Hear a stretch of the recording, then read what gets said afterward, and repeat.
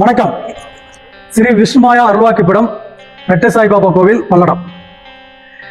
வருகிற 26/1/2026 திங்கட்கிழமை காலையில் 10:45 இருந்து 11:15 வரைக்கும் நம்ம கோயிலில் கோயிலுக்கு பின்னாடி உள்ள இடத்துல விஷ்ணுமாயா கோயில் கட்டுறதுக்கான வாஸ்து பூஜை இருக்குது. பக்தர்கள் அனைவரும் இந்த விஷ்ணுமாயா அருள் பாவிக்க போகிற இந்த இடத்துக்கு வாஸ்து பூஜை நடக்கிறதுனால பக்தர் எல்லாரும் அன்னைக்கு அதில் கலந்துக்கிட்டு அன்னதானங்கள் உண்டு, பூஜைகள் உண்டு, எல்லாரும் அந்த விழாவில் கலந்து சிறப்பித்து விஷ்ணுமாயாவுடைய அருள் பெற்று செல்லுமாறு கேட்டுக்கொள்கிறோம்.